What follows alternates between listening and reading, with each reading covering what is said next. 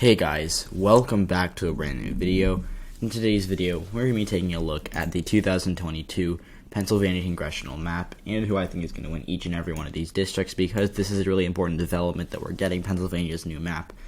And I thought that we should just, go through some of the districts together and explain why some districts can be competitive, some aren't, and who's going to win each of these districts. So before we get started with this video, I do want to briefly talk about why I haven't been posting as much. So I was actually away from home for a bit, and then I was going to post, and then I scrapped the video because it was the day after Russia invaded Ukraine, and it didn't feel right to be... the video was like looking at Biden's approval, and I said that it wasn't likely to recover, which I still stand by. It's not going to recover in all likelihood, but I said in that video, unless a major crisis happens, I don't think it's going to change. And a major crisis did happen, and so far it hasn't changed, but that's not relevant. What's relevant is that I felt it was inappropriate to post that video the day that a major... I recorded that 2 days before I was going to post it, and so that was the day before a major crisis did happen. So it was irrelevant, and the video was kind of reduced to being outdated at that point. And it just didn't feel right to post a video talking about approval rating trends when another country was getting... when a sovereign nation for the first time since World War II is at risk of being wiped off the map by another power. And so, to me, that didn't feel right. I stand by the people of Ukraine, and I stand by the brave people defending their country. And I know that it is really, really hard to know what's going on right now. I don't really, I'm not an expert on foreign policy. I'm not an expert on wars. I don't pretend to be. So I'm not going to, make a video about it or, even tweet that much about it. I'll tweet asking questions about it sometimes if you want to follow me on Twitter for my questions, and I'll retweet news stories I see about the war that I think are important. But, I am totally,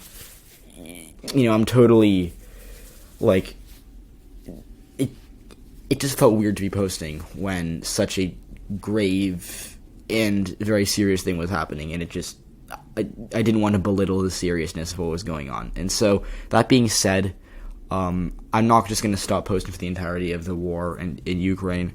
Obviously, I want it to be over as soon as possible. It is disgusting. I feel for the people of Ukraine who are hiding in bomb shelters for half the day, who are scared for their lives, scared for their families' lives, and I just feel terrible.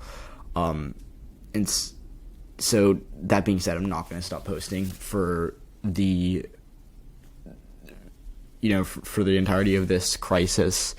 I'm not going to stop my channel operations, even though I did think it was important to hold back that one video, because it was the day after Russia invaded. I think it was the 24th or 25th. So, yeah, now that being said, I'll get right into it. I can only talk about this for so long. But we're going to get right into this video, which talks about Pennsylvania's congressional map. And so we're just going to be looking at some of these districts in order.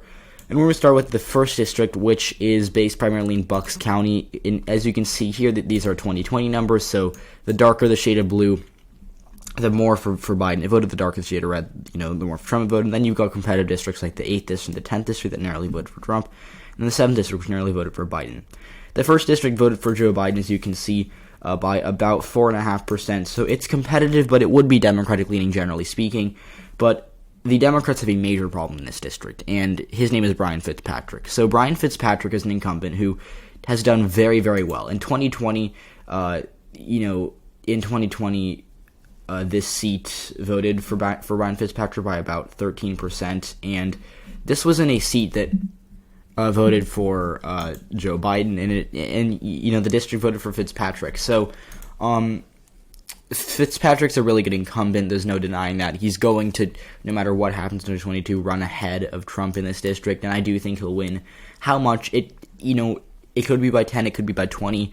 I'll say it's somewhere in the middle. I'll say 14 or 15, just to be cautious, have it as likely instead of safe. I've stopped predicting my margin, by the way. I stopped doing it last year, and so I won't say likely margin or stuff like that. So I'll just do based on the probability, and probability it's pretty much safe. I don't see the GOP losing this seat in any in any case, to be honest. The only reason I'm putting it is likely because it is a Biden seat, because if something insane happens to Fitzpatrick, and he, has a scandal, then he could go down because this is still a blue seat. But, he's an overperformer, and he's going to win again because he has that brand of moderate Republicanism that really appeals to suburban voters. Now, on the contrary, we've got some more suburban seats, and these are the 4th and 6th districts. And, they kind of vote similarly.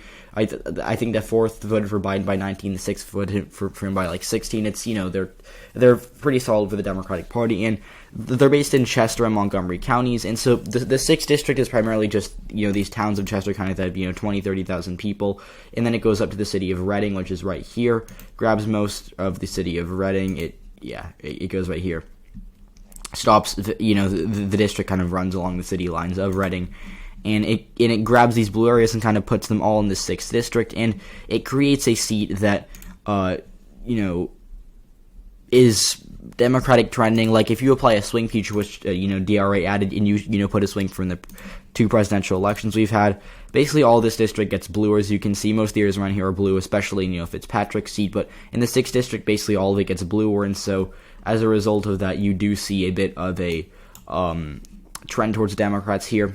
And similar thing for the 4th district. It's also quite suburban. It's based, as you can see, in Montgomery County as well as a bit of Berks County. Berks County is also quite suburban. It's a bit less liberal than some of these other suburban counties like Chester and Montgomery because it's it has some of the more rural areas out here. If you take a look at just the partisan leanness of some of these precincts right here.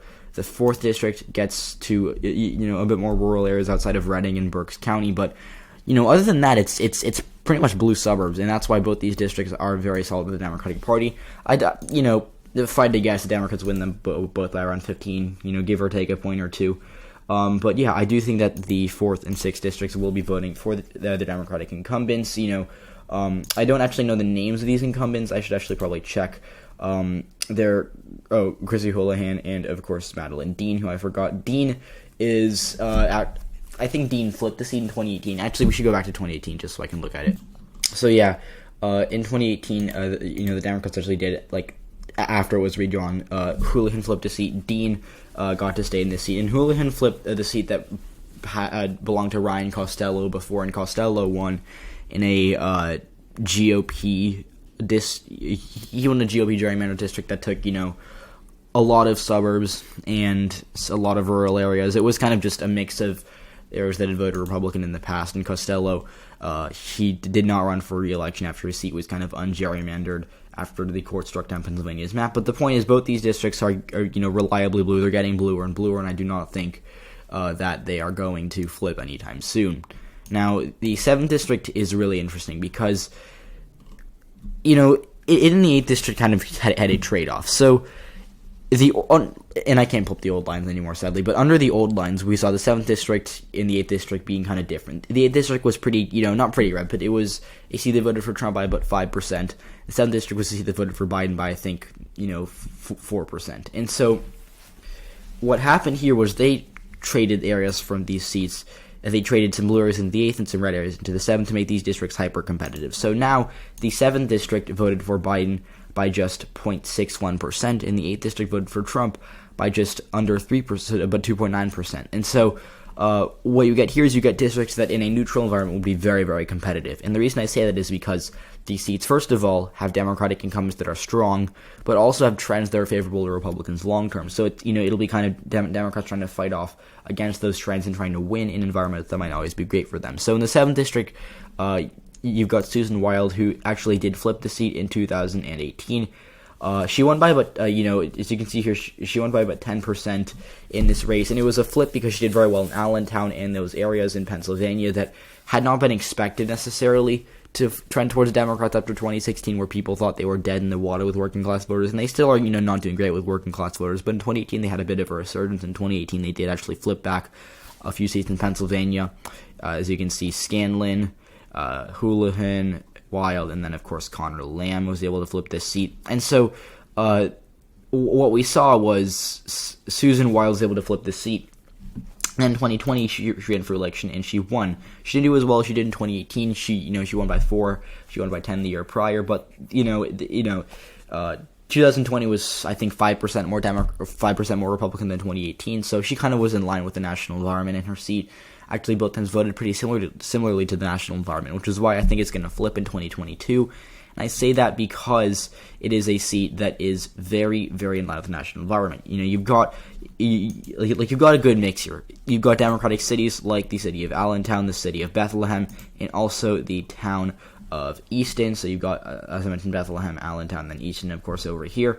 And then you also have it going into these rural counties up here. You get most of Carbon County, and then you get Lehigh as well as Northampton County, and then it goes a bit into Monroe County, but not by much. And so, as a result of this, you get a district that is kind of urban versus rural, excuse me. And this district's not super suburban. It doesn't have that suburban trend that's helping Democrats in Pennsylvania. What's happening is you get urban versus rural, and if working class voters come in for Democrats, they're going to win the seat, and if they don't, the Republicans are going to win the seat. So if we take a look at the shift for 2016 to 2020, it got a lot bluer because working class voters got more Democratic. But if working class voters trend away from Democrats in 2022, I'm not sure if they're going to be able to win this seat. So it's tough. I do think the GOP is favored here, but I'll still have it as a toss-up. Like, on House, I don't do tilts because I think tilts are kind of counterproductive because they just are designed to make you have the predictions be more inaccurate. So I do think that this race will be a narrow Republican victory, but I'll have it as a toss-up. Now, the 8th district, I do think the GOP is going to flip. Matt Cartwright is a really good incumbent. In 2020, he won his seat by similar to Weil by about 4%. And he did very well in 2018 as well. As you can see here, he won by under 10%. So he was able to win as a Democrat and a seat that voted for Trump both times. In 2016, his seat would have voted for Trump by actually a pretty good amount. Trump would have won his seat in 2016 by about 8%. And then in 2020, it got a lot more Democratic. It got about 5% bluer, I think, to be exact, 5.2% bluer. And that's because Democrats, Joe Biden, if we turn on the shift, he did a lot better in the Scranton area, especially in Lackawanna County. Lackawanna County voted for Biden by about 8%. It was a lot more competitive in 2016. He also did better in Luzerne County. Luzerne County was pretty narrow in 2020 relative to what it was in 2016. 2020 was a county that voted for Biden by 14%. In 2016, it voted for Trump by nearly 20%. So it did narrow up, and Democrats did better in basically all of these regions, as you can see by all the blue on this map. And so, the argument for Democrats here is that white voters in this district trended Democratic in 2020, and they still, if it makes sense, they got bluer for Democrats, but they still were pretty Republican. Democrats made up a bit of ground, but they can still make up more ground. So if Democrats hold the seat, it'll be because Cartwright was able to make up even more ground with white voters without Trump on the ballot, because white voters have gotten really friendly to Republicans, especially since Trump came in 2016, was on the ballot 2016 and 2020. Now, on the flip side, if those trends continue with white working class voters, it'll be really, really tough for Matt Cartwright to win re-election. So as of right now, I've got him as a favorite to lose, but I'd not be stunned if he pulls it off. I just think that white working class voters are really gone for Democrats, and I don't think they're coming back anytime soon. Now, Pennsylvania's 10th district, I think, is likely Republican. I don't, to be honest, see a path to victory for Democrats here. In 2020, I really thought they were actually going to flip the seat. This is one of the seats I got wrong. I had Eugene DePasquale, I think, who was a statewide official in Pennsylvania. He was like the attorney general or something. He actually had a good position.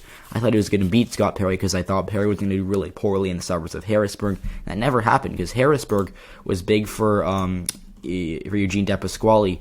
But the suburbs, especially in 2020, if we take a look at what happened in 2020, the suburbs were decently red. I thought that there would be a bit more blue here, and it never really manifested for either Biden or Trump. This was a seat that in 2020 voted for Trump by about, I think, 4 or 5%. If we take a look right here, yeah, I voted for Trump by about 4%, and so it never really came in for Biden, and Biden didn't carry DePasquale to a victory here like I thought he would. I thought that Biden would flip the district, and I thought DePasquale would come along with him, but that never happened. And so, because of that, I'm going to be a little more bearish on Democrats here. I could see the argument for this seat being lean Republican. Even if Democrats do really well here, it could even be a toss-up. But the issue the Democrats have here is that this seat voted 8% to the right of the country in 2020. It's not a seat that is going to, suddenly buck the trend and then go back to the Democratic Party. When you have an environment that's favoring Democrats like 2020 was, and you still lose a seat like this, and it's voted 8% to the right of the country, in 2022 that'll be a problem, because 2022 is going to be a very good year for Republicans. Whether they win the generic ballot by 3% or 5%, I don't know, but we do know that it'll be more favorable to them than 2020 was, and as a result of that, the 10th district will likely have to or well, not have to, but it'll likely swing towards the GOP even more than it did in 2020. So Scott Pray, I think, will win re-election by 8 or 9%, a pretty good amount here. Now, the 17th district I'll leave as a toss-up, and I know everyone hates when I do toss-ups, but in the House it's just so tough because you know so little about these races, you just have to make educated guesses. But the 17th district is really interesting because if we turn on the swing right here, it got a lot bluer in 2020 relative to 2016. Trump did a little better in some of the rural areas of this is Beaver County right here, and then you go Allegheny right here. So the trend was Beaver was pretty mixed. Democrats did better in some places, Republicans did better in other places, but Allegheny was all blue for the most part. It got a lot bluer in 2020 relative to 2016, and so Connor Lamb was able to win a re-election both in 2018 and 2020 by pretty good amounts. In 2018, he actually did very well. He won re-election by a little over 12%. In 2020, he didn't do amazing. He still won. He won by about 2% in a year that wasn't great for Democrats in Pennsylvania. I know that they, and I know I just said 2 minutes ago that 2020 was a favorable year for Democrats. What that means is that they still won the popular vote in both the House and the presidency, but in Pennsylvania, they didn't do great. They won it, but it was, skin of their teeth type of margin. Biden didn't even do that well in, the Pittsburgh area, especially the areas outside of Pittsburgh. And so Connor Lamb, he won, and he got the job done for Democrats, but it wasn't, an insane margin of victory. And so I think Lamb could have done better. He didn't really campaign. I think he got cocky. I thought he was, I think he thought he was going to win re-election by 10%, and he's lucky that he won because, he was, 10,000 votes away from losing this race. So, Lamb was the incumbent here, and I think if he were running, it would be, lean Democratic. But for this seat, I will say that the Democrats are favored to win narrowly. It's a seat that Biden won by 6, and, he did a lot better than Clinton here. But at the same time, I do not think that the Democrats have found their next Connor Lamb here. They could, I don't know for sure, but, without an incumbent, it'll just be tough, because Lamb's running for Senate, remember? And so without an incumbent here for Democrats, it'll be hard for them to be able to hold this seat without a serious battle with the GOP, whoever they run in this seat. So, Pennsylvania House predictions, I have got the 7th and the 17th as toss-ups. The 10th and the 1st are likely Republican. The 1st is pretty close to safe. The 10th, I think likely is the good, a good rating for it. The 8th is lean Republican, although it could very well still be a Democratic hold. The 7th is, I think, going to be the most competitive. I really don't know who's going to win here. The trends favor the Democrats, but Susan Wild is in for a really tough race and a really tough environment for her. So if she can hold on, I'll be impressed, but we'll have to see. So that's it for this video. Thanks for watching, and I'll see you all in the next video.